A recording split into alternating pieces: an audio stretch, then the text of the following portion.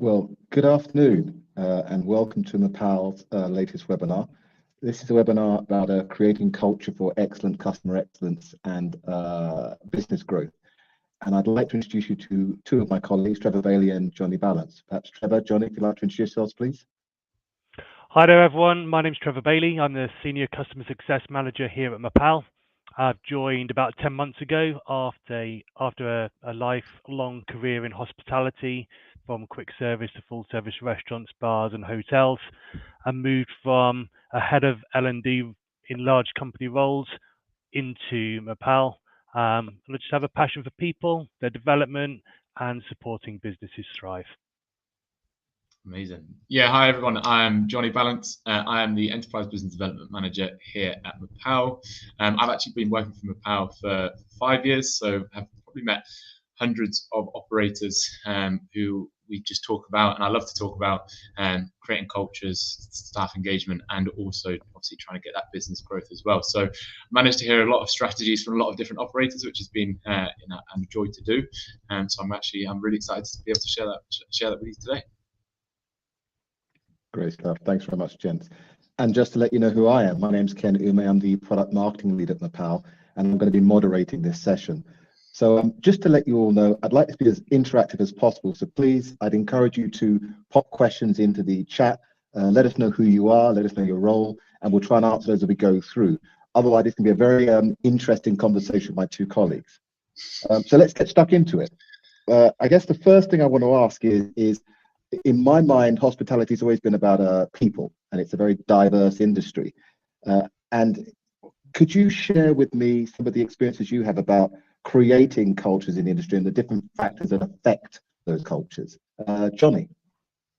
Yeah, of course. I mean, I think it would be amiss not to sort of call out the main elephant in the room in the last maybe sort of more recent times, with the amount of hurdles I think that hospitality have had to overcome to create those great cultures. So, you know, if you go back a few years, you've got COVID. Even before that, I know that we had sort of staff shortages because of Brexit, and then you come bring it into sort of the last year or two. You've got rising utilities. You've got national living wage increase coming in less than a week. You've got just a complete. It's like one hurdle after another. I think Kate Nichols sort of references it at UK hospitality, where it feels like it's non-stop for hospitality, with the amount of stuff that they have to get over and sort of be manipulative enough to be able to, or malleable enough to sort of navigate their way through these issues. And ultimately, most of those issues then do probably affect the cost, whether it is through the rising utilities, which affects the bottom line, or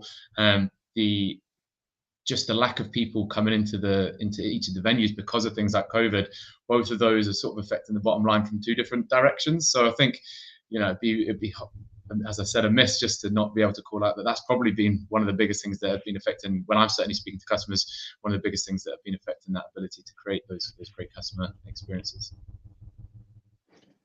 Yeah, I tend to agree. It also strikes me that one of the other things that perennially seems to be a challenge within the industry is retention. I wonder, Trevor, if you've got any thoughts around that? Oh, and yeah, loads. Obviously, as an ex-operator in the hospitality industry, retention has been really, really tough. I don't think there's a single operator out there who's not felt those challenges. And as Jonny rightly mentioned, it's an ongoing, constant knocks that we've experienced in the industry that I don't think we've reached back to normal levels. And during COVID in particular, people went off and found out that actually why work all these hours, and actually some people are happier with a kind of a simple life, doing something which is maybe 9 till 5. And do I need to work in hospitality? And I think because it went on for quite a long time, people never came back, and that put the pressures on, I think, for the people who did remain and did hold the fort and stayed true to their core of what they love and what they're passionate about, giving great service in the hospitality division. And I think over time it's taken a toll on them, working in quite tough parameters, ever-changing environment, and when they may decide to move on or look for something a little bit different, there's almost been that kind of shortfall to bring them back, and then it's tougher when people do come back, and then it's that constant kind of churn really, and that looking after those people to retain them and develop them in the ever challenging environment that we're in. Yeah, it does occur to me that certainly I haven't necessarily worked as much in the hospitality industry, but one of those interesting, I suppose, unexpected outcomes from the COVID crisis and Brexit was that reevaluation many people had about their work and their careers. And suddenly it was no longer, well, I have to do the 2-hour commute or I have to do the 18-hour shifts. It was, well, actually, if I can work from home, maybe I have more options, maybe I have more choices. And that, I think, may have introduced different stresses and pressures in the organization. I wonder, into organizations in different sectors, I wonder if you guys, when you've spoken to the people in the industry and our customers, what you've seen in terms of those stresses that may have been exposed due to those sort of recurring pressures and knocks that have hit the industry. Maybe Trevor, you want to expand upon that? Yeah, I think stress is well, you've just Googled, it's in record highs across the country, I think, and I think the stresses that is placed on us as hospitality operators is untold. Even the most resilient of leaders, the most passionate leader, has felt the pressures of what has been occurring, and the most emotionally intelligent, grounded leaders, I think, have been pushed to the max, and would probably admit to seeing how it's changed the way they've approached tasks, approached people, and approached their work, and it soon becomes apparent and felt, which kind of goes against staying firm to your true values and your beliefs. But I think the challenges have overtaken that, and stress, even though it may not be recognized, has taken its toll. 100%. And I just to cut on to what sort of Trevor just said there, I think that those stresses, you know, although at the front of it they're one issue in terms of people becoming, you know, staff more stressed, you've got managers more stressed just because of the mounting challenge that they've got coming in. It's all kind of connected, I think, is probably the best way to describe, you know, in terms of being able to solve some of those stresses. It's not just that there's one solution, it's that they've got, you know, let's say you've got, you know, retention issues. Well, you know, putting money into that is then going to affect maybe some of the budget which you have for training, and, you know, all of these different parts where, you know, you've got your set budgets, and then being able to actually have an impact on your staff and try to support them through those stresses.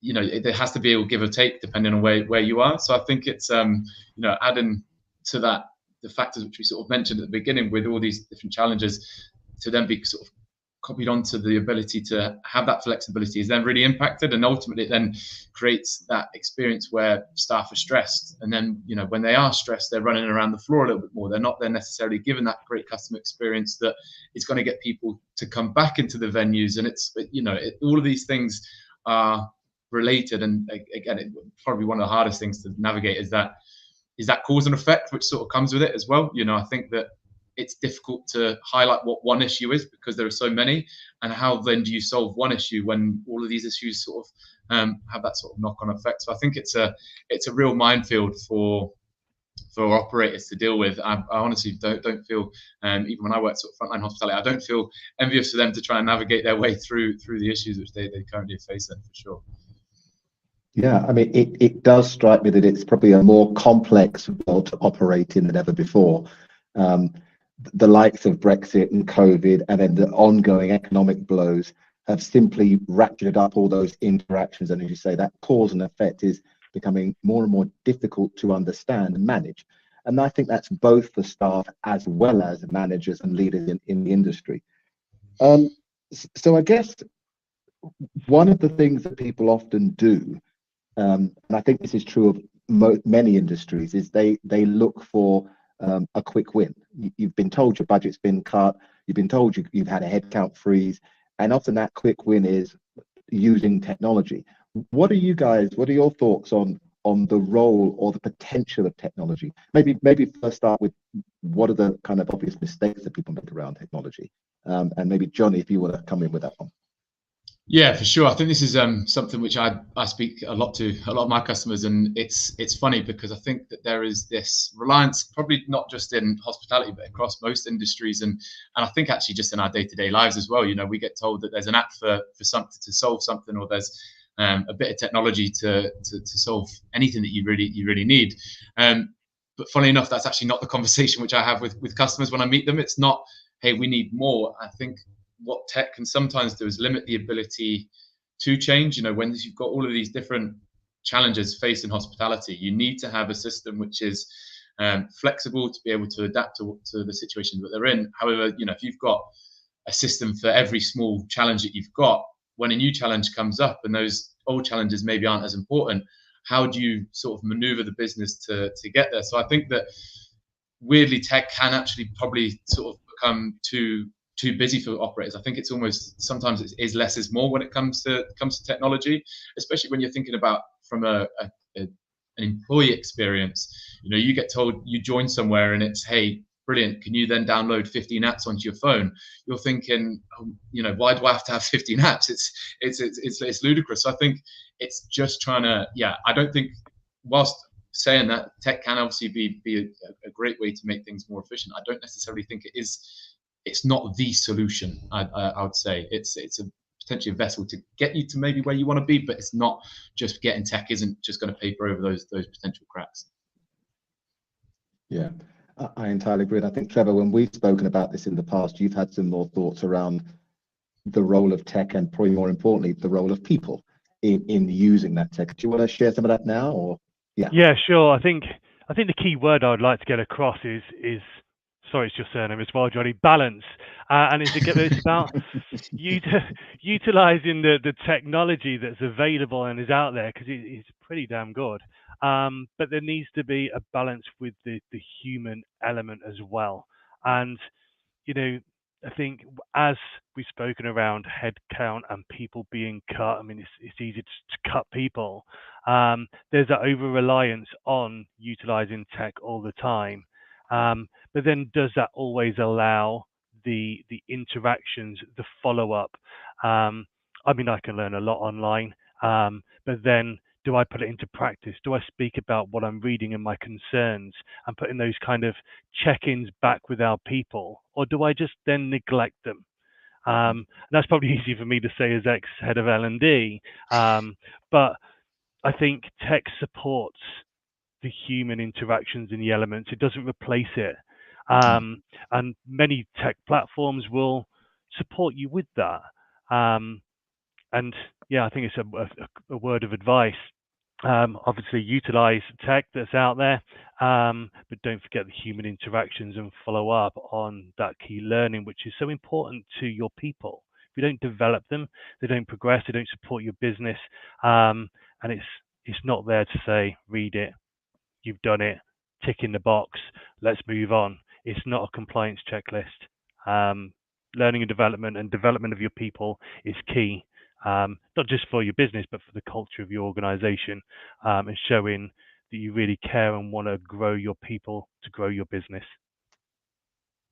Great stuff, thank you. So whilst we're at this is a neat point to break, just want to remind the audience, please feel free to enter any questions, and we'll try and answer them as we're going through, or we'll pick them up at the end. So I guess, gents, then we've talked a bit about the new pressure, the complexity that's happening around our colleagues in the industry and our customers that we're speaking to, and that challenge in trying to identify cause and effect.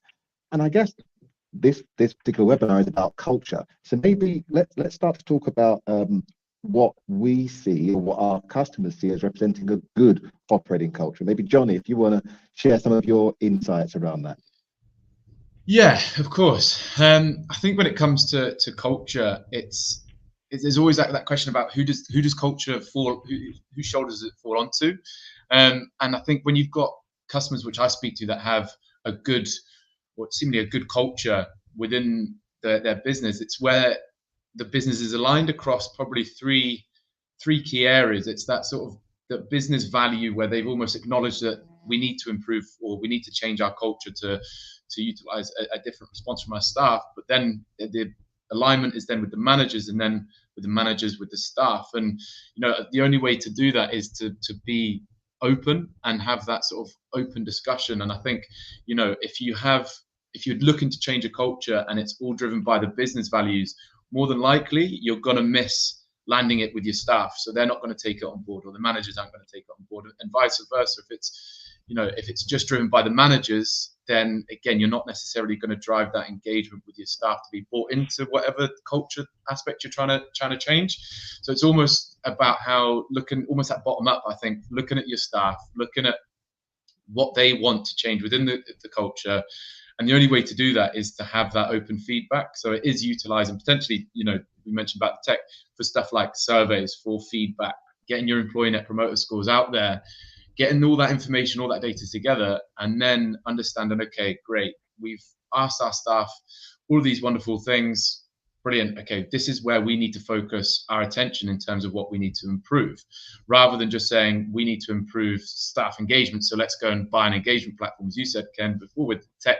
That doesn't work. But if it's let's ask our staff what they want, and it's that they want to be updated more on business updates. Okay, great. We don't need necessarily a staff engagement platform to do that. We can maybe send an email to everyone, and then it keeps everybody in the loop and understanding what's going on. And then all of a sudden, those employees feel like they're a bit more involved in the business. You're going to see that staff engagement. That's just an example from what I've sort of had from some customers. But I definitely think that it sort of falls on everybody's shoulders to really carry that changing culture across those sort of three key business areas. I don't know, Trevor, do you have any thoughts on that?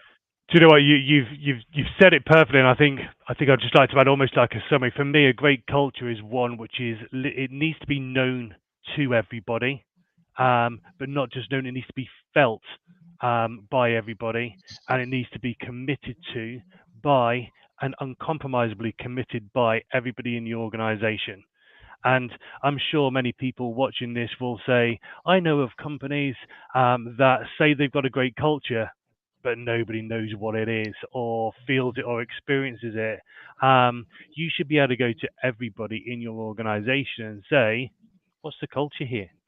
And I love what you were saying, Jonny, around that involving your people at every step. So from onboarding, from day one, actually go as far as pre-employment. And do people know what your business is about and what the culture is, what it's like to work there? And then showcase, live and breathe it from day one, if not before, and involve your people. Culture is driven by your people. And yeah, let's just wrap up. Everyone is responsible. I agree with you wholeheartedly, Jonny. Thanks a lot, gents. So it strikes me then that if we can get that foundation correct, where there is clarity around the values of the business, managers are empowered to create a positive space for engagement, and all of the frontline staff take a real ownership about how they engage with those values and also how they deliver their own experience. What are the next sort of logical steps to making sure that new culture not just grows but remains resilient, that it's impactful? And maybe Trevor, if you want to come with your thoughts on that one. Yeah, this is well. I mean, it's great starting off with a strategy, with a set of values, what you're aiming to achieve, and saying to involve everybody. But you're undoubtedly, as we've already spoken earlier on, going to hit some roadblocks and some turbulence along the way. And so, I think it takes everyone to be resilient and to be aware of and to keep checking back with the people. The next steps are, for me, catching people doing things right. I think in the world that we live in, it's very easy to say, let's go into a restaurant and say, oh, that's not set right, that could be done better. But actually, are we setting a culture where we recognize, praise, and follow up on the great behaviors and the skills that our teams are showing, and make them feel good? They're more likely to repeat that. If we keep saying, well, that's not quite right, and we haven't got that right yet. So I think for me, the ongoing and how we continue it is this positive mindset, this encouraging, this nurturing mentality to keep your team, keep your people engaged and with it. No, I couldn't agree more, Trevor. Honestly, I think there's that ratio, isn't there, between negative and positive comments that you hear just in day-to-day life, where it's you need, is it 3 or 5 positive comments for every 1 negative? So if you've got that happening within your team, all of a sudden you need to almost fill that with more positivity than to sort of cover up those. But even going one step before. I think that what you're sort of alluding to is very much that expectation setting from everybody within the business. You know, that the managers, when somebody starts at their onboarding, they're going to set the expectation about what's going to be expected from that person to be engaged with, to set that positive expectation. And then more importantly, you know, you can set those expectations, but it's about that consistency to then deliver on all of those, that positive messaging, on to deliver. Because I think that when I often speak to customers, what tends to happen is that you have a project which starts, you can set the expectation, and then, you know, it's one thing, oh, we're going to move this training session, oh, we're not going to do this on this particular day, and all of a sudden it just slowly starts to drop off. And then what you find is that the user experience, or the employee experience, is that they then don't necessarily start to believe when the next project comes up, and it's, you know, we're going to do this recognition piece and we're going to reward, you know, you guys for recognizing each other, but the last project didn't work. So, you know, that consistency thing then makes you question it as a user. Well, I'm not going to do this because the last one didn't, you know, we didn't actually see any effect. So I think it's super important to have that expectation setting, and then to have that consistency and just religiously be consistent. And as you said, Trevor, to you know, almost smother them in positivity and just try and get, you know, that really nice working environment for your users, or for your employees rather. And if I could just add, I think it's that, to follow on, I think it's that ongoing follow-up and that check-in with your team. Is there that openness and that trust that actually an employee can come and tell you as a leader in your organization that something isn't right? Because otherwise that negativity manifests. They then talk, and you almost get into that kind of circle of downness, this upset, and that can destroy all the efforts that you're doing. You want to be staying close to your people around. How are you achieving what you want to go out and achieve? And people won't necessarily tell you straight away. They're not going to just like disclose it straight away. Trust needs to be earned. So I think that leads on to follow up on your commitments.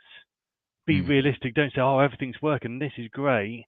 Let's be realistic. Let's get the honest truth to drive things forward. The openness, trust, follow up, and keep going. Yeah. Don't be disheartened if whatever you try to do doesn't work that first time. You know, as culture isn't something which is a start and a stop. It's something which, you know, it's continuously going. You know, so if something doesn't work, great. Why didn't it work? Understand why it didn't work. Ask your people why it didn't work, and then try and do it again, and see if you can finally land it eventually. So yeah, I completely agree, Trevor. So it's that adaptability to the uncertainty, adaptability to what your people are telling you, adaptability to the changes in the business and the economics. It's hard, it's tough, but stay true, stay close. That's great, gents. So we're approaching the last question, but before I do, I just want to remind our viewers, please ping in your questions. We'll try and pick those up in the last couple of minutes afterwards. So, gentlemen, it's been a really interesting conversation so far. I'm going to give you 10 seconds each. We'll start with you, Jonny. Just 10 seconds to consolidate. If you could give one last bit of advice, you may have said it before, what would it be? 10 seconds. Oh, 10 seconds, Ken.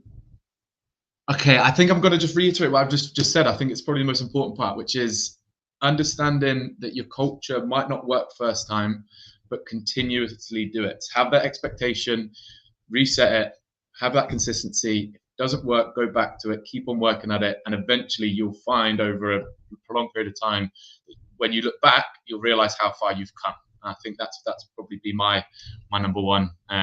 Yeah, my little takeaway. I know that was probably more than 10 seconds, so apologies for that. But it's that would probably 12 seconds. You're all good. Trevor, you've got 10 seconds. Awesome. I think for me, is once you know where you're going and you've set sail, be prepared to be adaptable. Ride the waves, if you like, on your journey. It's not going to be plain sailing.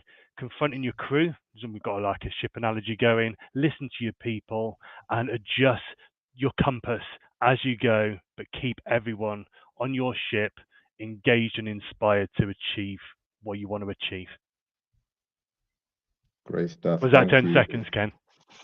It wasn't 10 seconds, but then Johnny had a bit of extra time, so you're all good. I think it was worth it. I think it was worth it. Brilliant. Thank you very much, gents. We've run a little bit long, but I just want to see if there's any questions that have come through that we can try and answer in the last couple of minutes. I don't know if there's any that have come through.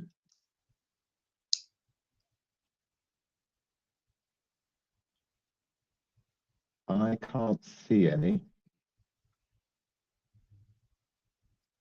Well, not to worry. If anybody does have questions, we'll hang on for another 30 or so seconds. If anybody does have any more questions, we will quite happily, if you leave your contact details, we'll try and answer them later on.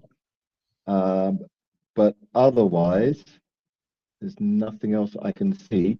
It just remains me to thank both Johnny and Trevor for a very interesting conversation. I hope those of you that were watching found it interesting, and hopefully we'll see you again for our next webinar. Thanks very much. Thank you so much. Thank you, everyone.